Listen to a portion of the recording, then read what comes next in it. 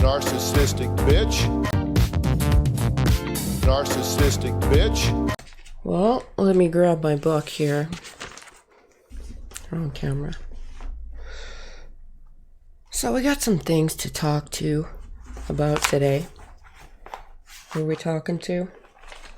An entity, a deity,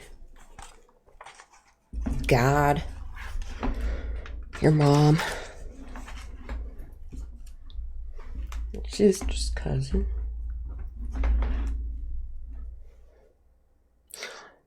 So I wanted to go on a bender here. Hi everybody, my name's Laura Hughes. Proven girls can do it too. And by it, I mean touch your cousin. Was it worth it? No, it wasn't. And by it, I mean in your child's playset. I can't do it because I gotta wear this ankle bracelet. I'm not here to go on a bender. I'm here because I'm a sex offender. So today, it's a difficult thing because it's so broad, but I got this question in last night, and it's, hey tech critter, what do you like in a guy? Let's just jump right into it. I like a guy who makes me laugh. I don't know about you guys, but maybe you guys are real serious and you just like to play that poker face. I have a real bad poker face. I have the opposite of a poker face. I have a Barney's, the purple dragon. I have a Pee Wee Herman. You know, even better, I have a Pee Wee Herman face. So maybe that's why I've been not doing well with the dating and with the men thing. It's like, you know, I'll see like a piece of dirty underwear or something lying around and I invite a guy over and I'm like,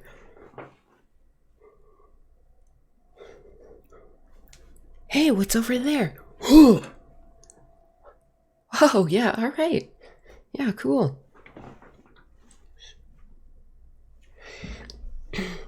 I like a guy who makes me laugh. I like a guy who thinks I'm genuinely funny. Like, not just laughing, you know, just to please me or feeling, ha ha ha. Like an Elon Musk laugh, like, oh, oh, oh. You know, and I want him to laugh at me. I want to be funny. No, nay. I want someone to think I'm funny, you know, a real funny. Because I enjoy it. You know what? It's a medicine. It's a medicine for me. It's a medicine for you. There's no other free medicine in this world. Big Pharma can't control that. They can't do shit. You know how pissed Big Pharma must be? That's something you just can't dole out at your local pharmacy in the downtown jurisdiction, next to the doctors, next to the dentists, the chiropractics, your foot doctors, your gizzard doctors, your throat doctors, your gastrointestinal specialists, your holistic doctors. They're not real doctors. They're not real doctors when you can walk into a pharmacy or when you can walk out into the field, to your grandma's field, and pick that shit right up off the ground. Some dillweed, some thistle thorn, some foxtails, some cattails, some pussy willows. Grind that up in one of those pestle and mortars and throw it in a tea, drink that shit, and you're good. And for this whole microdosing thing, how many thousands of dollars does that cost? Go into the courtyard of your apartment. Look in some dark, shady, cool, wet areas. You've been there before. Go and pick some fucking mushrooms. Go to the international convenience store.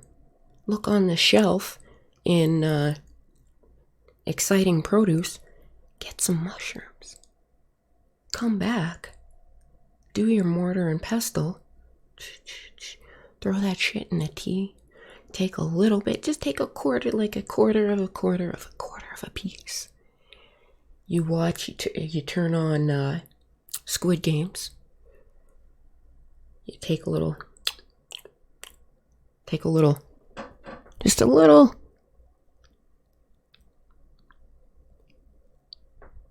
ASMR. Boop. You take a little boop. There you go. It's God's medicine.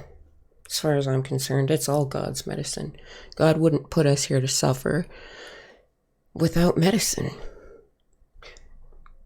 You know, as shitty as life can seem, God does things. He gives things and he takes things. The government thinks they're God. They can just give things and take things, and lots of gray areas, and shit on this and shit on that, and take your money and tell you it's going towards people in jail who we should actually probably do human testing on so that we can make better medicine. You know, the people who can't be reformed. The dark triad of psychopaths, sociopaths, narcissists.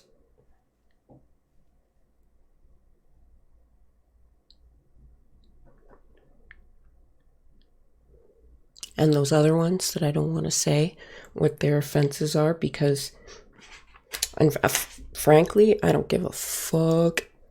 You know what? Our money is worth it when they go into jail, because they get the shit beat out of them for good reasons. They should be actually barred from going into solitary confinement. Those ones, you know what I mean? Those ones. They should have to stay in a jail cell. We could human test. You know how much we could advance our fucking medicine and our quality of life and humanity and the way we function if we could actually do that human testing? That is the most logical thing to do. And cut their balls off. I'm not talking about, you know, you're in jail, whatever. I'm talking about these ones. Cut their balls off if you're going to release them. If they don't get a life sentence without chance of parole, cut their balls off so that when they go back out in society, they're either embarrassed. Well, they're both. They're embarrassed. They can't reproduce. Natural selection. We don't have natural selection these days. It's all kerfluffled. It's all in a cloudy fog. God can't do nothing about that. It's not his problem that these folks were dropped on their head when they were kids. It's not their fault that they were dropped on their head on another kid that was dropped on their head and their heads clonked together and created a pedophile.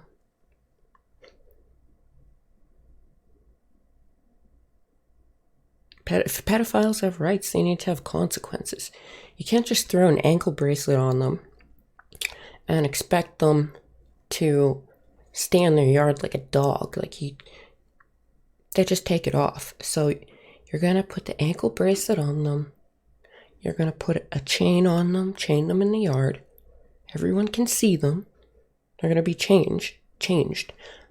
Well, they'll be, maybe if they could change, they'll be reformed. But neutered or spayed, you know, that's a real thing. Men aren't the only men aren't the only cross to the face, like burn, you know. Females do it too. Just like, hi, I'm Laura. My name's Laura Hughes. Proven girls can do it too. And by it, I mean touch your cousin. Was it worth it? No, it wasn't. And by you won't find me in your child's play set because I gotta wear this ankle bracelet.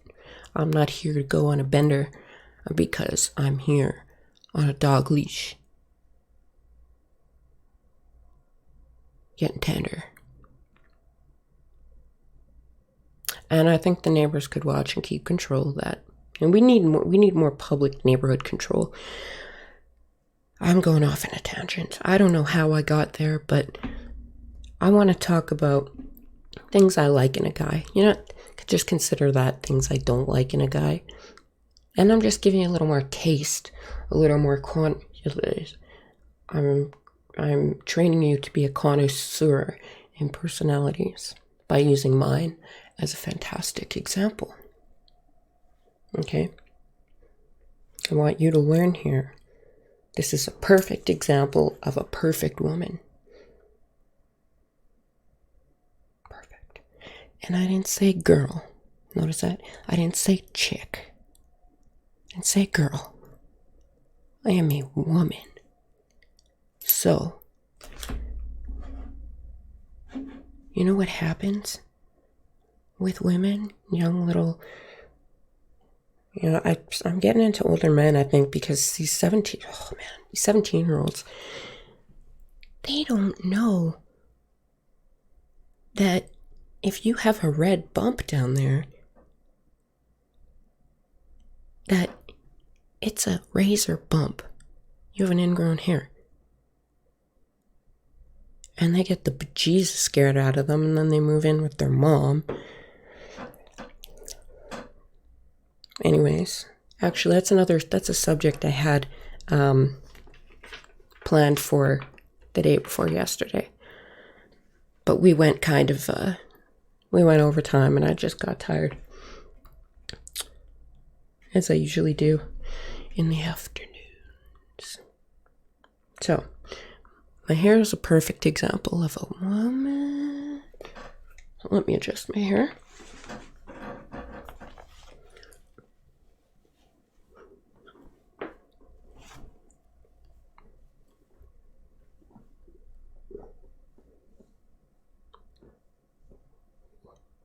Ooh, I like that hair pushed back look. But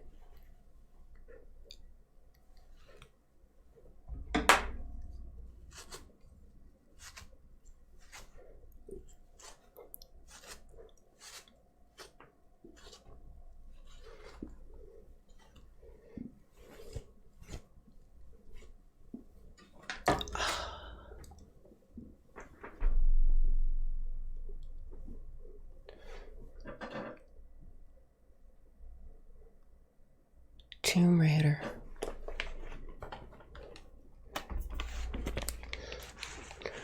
I like this hair pushed back look that looks like Angelina Jolie, but sometimes I change my mind because it looks more,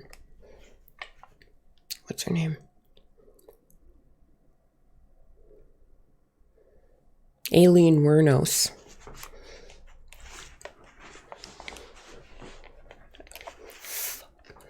Aileen Wuornos.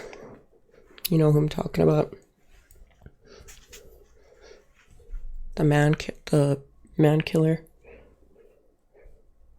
Now, she did not have a poker face. I wonder how many of the women killers have poker faces versus how many men have poker face. So I like a guy who thinks I'm genuinely funny. And I'm not... Sometimes I'm trying to be a little funny, you know? But I'm kind of dry like that, where I have this dry humor and sarcastic and a little bit of... What's that A word? There's an A word for it.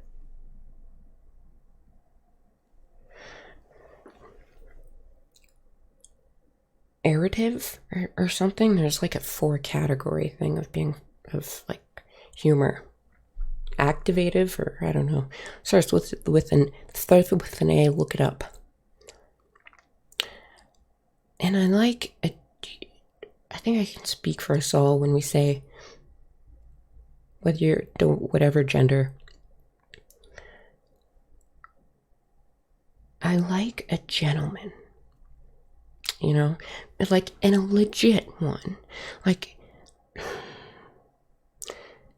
not one who's a gentleman just because he wants eyeballs on him, eyeballs looking at him, like, where people are like, oh yeah, what a male Gaston, you know, what a sexy Jesus Christ of an A+ gold man. What a keeper. What a lucky partner that they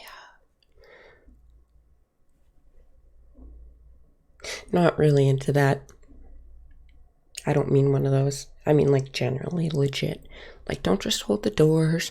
I want you to put, at dinner, I want you to put the food on my plate. I want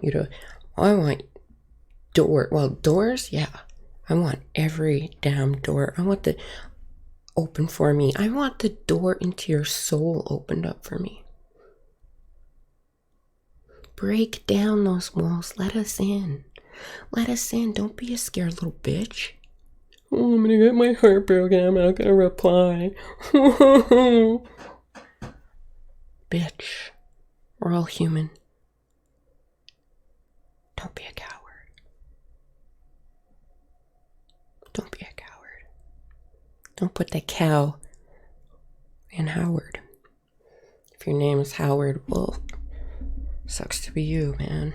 And like I said on the last show,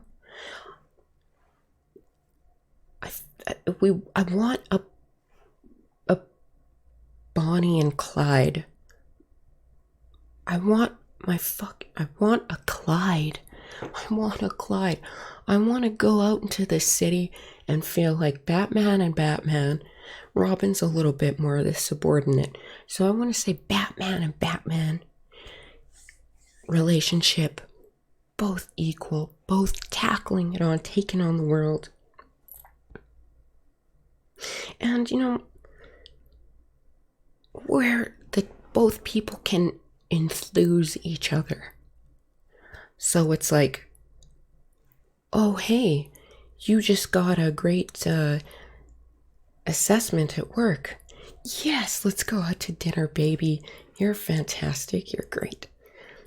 You know, or it's like,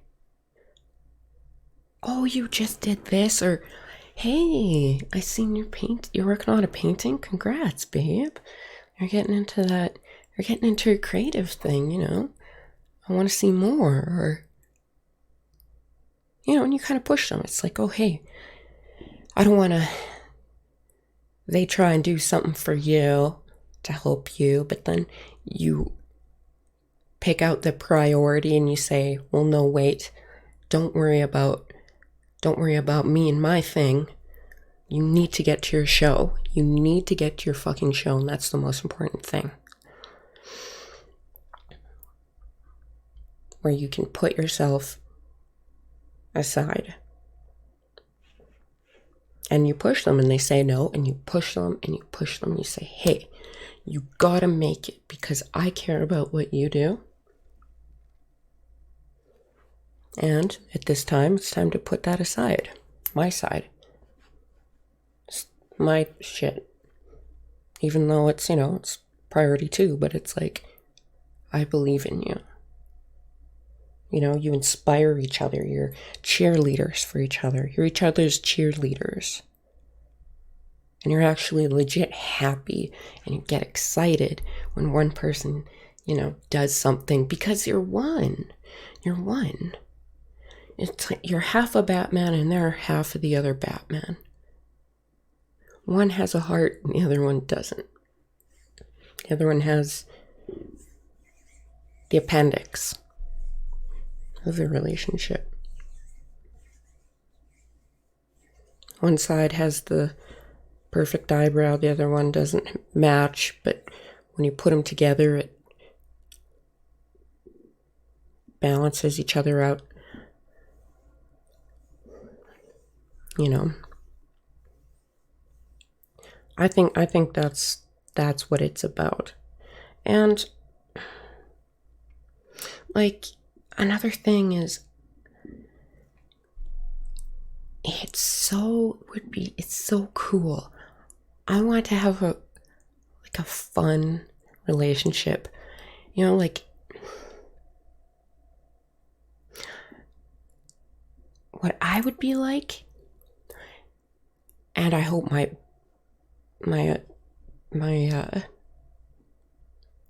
half of my Batman would be like, I think it needs to get more creative. You know? Like, put some creative into it to be one another's partner. Like, for example, you know, we're sitting on the couch and we're watching, I don't know. We're watching Tiger King. Watching Tiger King. Ha ha ha. And then I, look over at you on the couch. You kind of have this frown on your face and you're just looking down. More creative. You know what I would do? I would get a piece of paper and I'd sit there. And instead of having to ask, what's wrong? I mean, that's okay, but, sometimes you got to change it up and have a real dynamic in the relationship. So creativity is a good thing. Experimenting is a good thing, all right? It's so synchronistic, the relationship, where it would be, I'd grab that piece of paper and a pen and I would draw a squirrel with 2-inch vertical sagging balls and write on it, feeling down, ? And then I would drop that son of a bitch in your lap. Wouldn't even say nothing.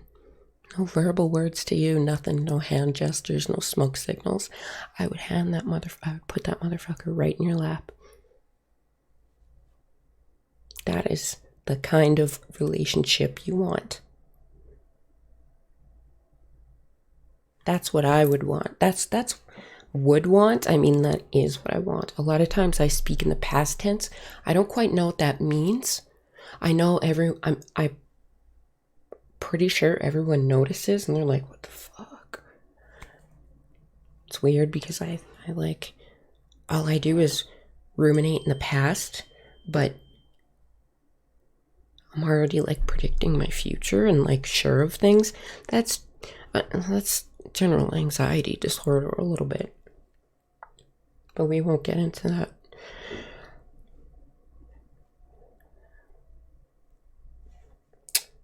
So that's the kind of thing, And I like a certain degree of manliness. A certain degree of we need a fucking manual. Can each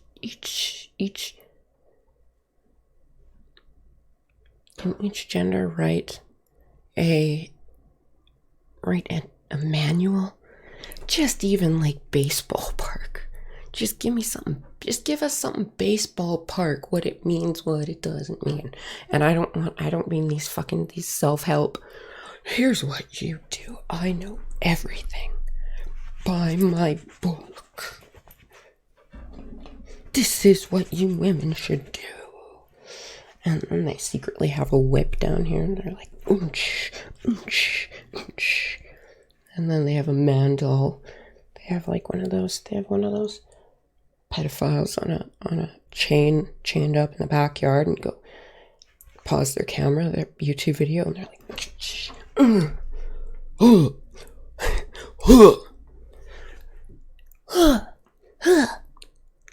tennis.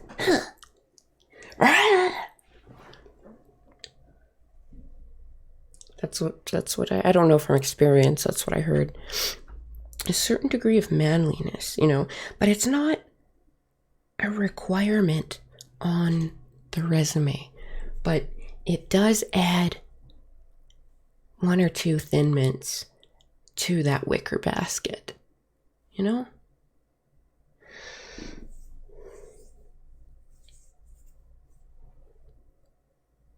It's a bonus, but it's not a deal breaker. And I'm trying to, I'm supposed to be saying what I like about guys and or qualities I like and stuff. And one thing is that I don't like healthy guys.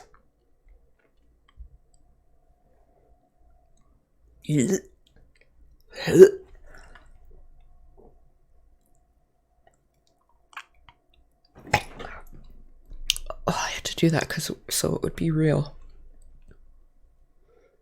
That's how bad my dislike is. My dislike is so... I'm so disgusted. If it came to having a choice between seeing a healthy guy right here and me doing that, sticking my finger in my gizzard, I'd much rather... That's how serious I am. To stick my finger in there and play tonsil hockey. I don't like guys who are too healthy, because that witchcraft scares me, dude. It's like, it makes me so uncomfortable that I give this fake laugh trying to plan my escape from Duramax supplement Julius stand.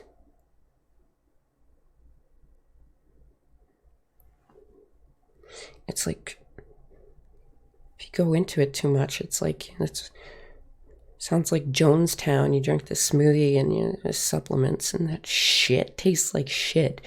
You drink it because you want to be part of the crew and you want to go down to the South America and fucking die for some short man that has a lot of power and he's very angry. Here, drink the supplements. Maybe. I wonder if it's like that at the gym. It's like everyone working out there, all the guys working out there, these crazy healthies and like giant. Ha ha. Looking around at every other guy in the gym like, ha ha. I'm gonna be the cult leader. I'm gonna be the cult leader. I'm Madonna. My name is Tony Robbins. My name is Arnold. Everything I do sounds Irish. My name is Arnold. Sika armpit, yeah? And they're all trying to fight and they're trying to press each other. And the lesser ones, skinnier, sickly, anemic ones, they just give in, while these alphas, they go and they look at each other and compete. They don't even have to say anything, and it's like they talk back and forth using farts. The quality of their farts whenever they do like a dumbbell press. It's how they communicate, and it's like fart Morse code. Because it's an in thing, it's click. If you're anemic, you don't have a lot of good blood going to your head, so you can't think as well as them, And the one detrimentality about that is you'll never know if they're cheating or not. These big, burly, healthy guys. And I'm thinking about it. You'll never get the inkling that they're cheating because they're always fucking ripped. And I'm thinking about this, and it's how many of you have had that happen to you? Like,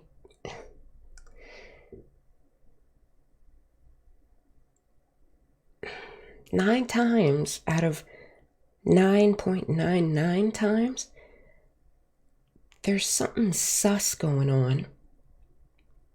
When there's one day that pops out of nowhere and they decide to work out. They don't tell you where they're going, they just come back sweaty. And it's questionable, you know? And it's like, you know, if they're not bulldog fucker, then you start getting on the inside, you start getting those little clues, those tips.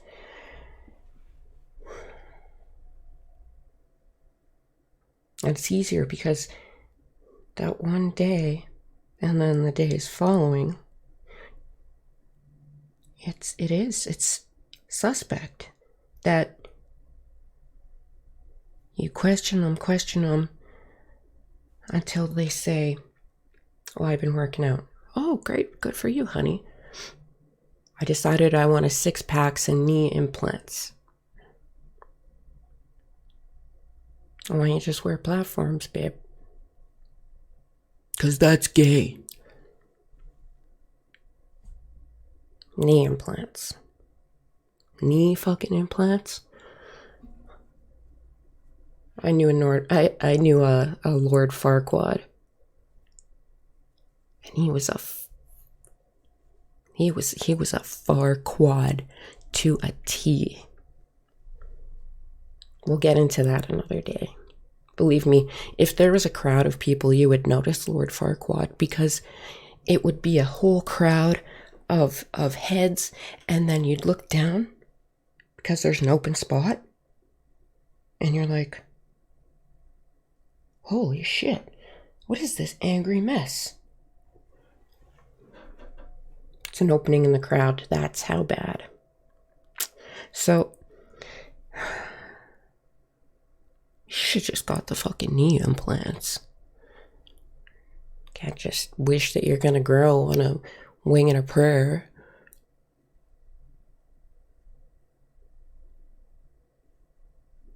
Count your chickens and count them later. Like, just do it. Go the easy way. But anyway.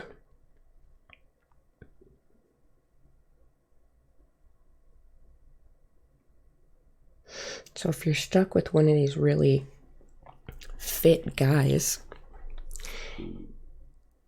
my stomach's rumbling.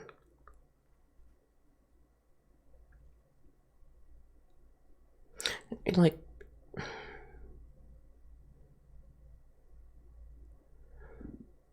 what you're gonna have to do with that fit guy is you're going to have to pull the midnight milk ambien trick. So you offer them a warm milk before bed. You stick an ambien in it. This is how to take control of this situation. This is how you get the details and you find out what sus situation you're in, what's going on if you have that big buff bulldog fucker. Pull the midnight milk ambien trick. We'll call it the MMAT, midnight milk ambien trick. You offer them that warm milk, and when you're making it, you shove a couple ambien in there. Put a little extra sugar, maybe some liquid vanilla. Stir that motherfucker up. Mortar and pestle. Ooh, you should probably mortar and pestle it actually first. And if it's sublingual, that is the most optimal ambien that you want because it knocks them out like that. It's meant to dissolve under your tongue. Some motherfucker down here coming out of the parkade in his big white truck. His lifted lift kit. Diesel. Fucking. Oh, we're destroying trees. Well, yeah, we got a bunch of redneck motherfuckers out here in Alberta who lift their trucks, their diesel trucks, go and tune them to the tune that is Kill the Earth, the name of it. And then they go and they fuck around and Lord Farquaad's try and go and they compete in races and then they bring out their dicks and they use their dick to drive the steering wheel. Believe me. climate change summits, you got to go to the places that matter and implant them with some estrogen shots. You need to counteract the roid or the angry compensating man. So we'll move on from that. So the midnight milk trick. And then what you got to do, this requires cable TV. You got to, once they pass out, you run down to your cable TV and you go turn on the telly, you sit down on the couch, and you're not going to get any sleep at this point. You got to watch all the as seen on TV commercials. You know, and those ads. Those ads during the wee hours of the morning while they're passed out. And like a bingo card, you gotta stamp that shit off for all of the exercise equipment that you have in your basement. You see one, I-47. You see another one, B4X. You see another one, oh, free parking, or the whatever it is, the one in the middle. You stamp that because that represents the dab, where that represents the fact that you're having to do this on just cheating, thinking it on a suspect thought that they might be cheating. So you get that free stamp right in the middle, and I don't know, and something. And you gotta go through it, and you gotta, if you get a bingo and you see a whole bunch of this exercise equipment, you get a bingo, it's in your basement, you're fucked. Then you know. And how to handle that. Well, if you're in a legally binding relationship with him, your options, man, your options are limited. Very limited. But it's not gone to hell in a handbasket yet. Because if you're in a it's gonna be more work. If you're in a legally binding relationship with this guy,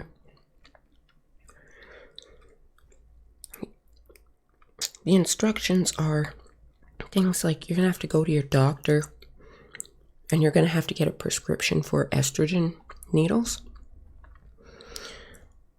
And you need to double dose on this because you need one to counteract the roids that he's taking.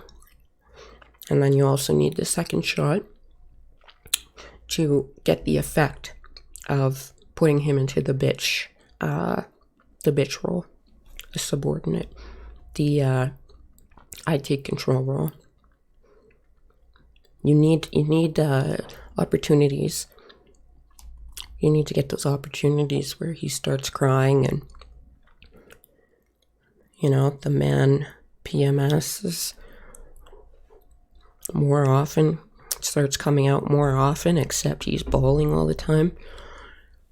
And there's Shark Week, and he has to wear Depends because he's got the Boston cream, and he's, you know, gets really emotional, hides under the blankets and starts eating a couple pints of Ben & Jerry's PMS, Shark Week ice cream. And that's what you want. You gotta take advantage of that. Boy, I tell ya. But to actually get that shot, to do that, there's a certain technique. You have these needles. And when you gotta get them, when you can do the magic milk trick, or because he's on top of you, you know, little hanky panky, and he's on top of you. because he's such a roid-raging alpha male. Raging alpha male. I am gonna cut you. I am gonna cut you up, Brendan. Let me slap that ass in the locker room. Smack! Oh, you, we're just joking. We're friends.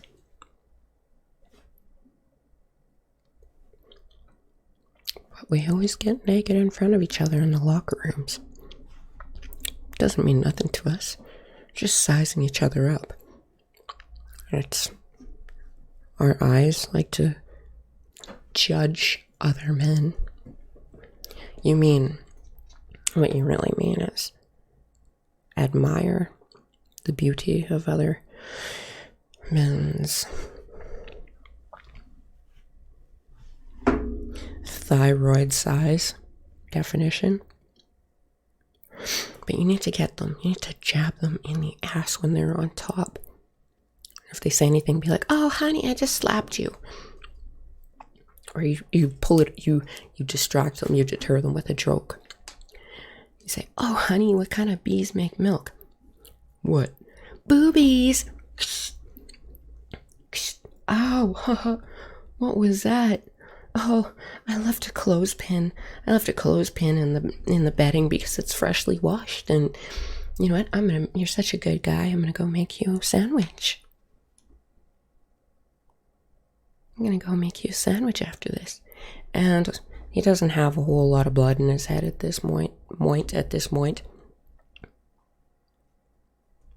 He'll start speaking moistly and go down, get him some water and get him a sandwich. And what you put on that sandwich is up to you. You know, I'm not saying do anything illegal, but then again, everything's illegal. It's a bit of a gray area. It's blue. Sometimes it ends up being a blue area. Sometimes you smother them with a sandwich. No, but women belong in the kitchen. God, we just got to accept that women belong in the kitchen. Right next to the pills where you poison that. I said poise. In the kitchen where you poise, baking cookies for the bacon raise. I bake, we raise funds, we give to charity. I made better cookies than Betty. Did you see Betty's cookies? I think there's a pube in there. And one time I went to her house and there's a pube on her soap. That's another thing that scares me, is when you go to a guy's house. Ew, and you see the hair on the soap. Just wash off. You know what? You're gonna wash your balls in the shower. Wash your face. Do you wash your face with the same soap? The same soap? But not just, whatever. Wash the soap after you shower. Wash the soap. You wash yourself with the soap, and then the soap washes you, and then you wash the soap before you get out.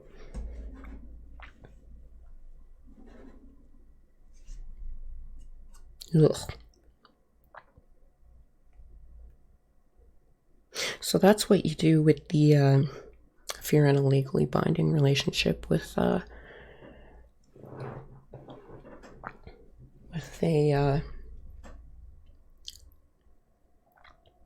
well, we call them Fort McMurray guys because there's a lot of them. This is a touchy subject. There's some that work, in the oil. But there's compensators and everything, so, Can we edit? Narcissistic bitch. Narcissistic bitch.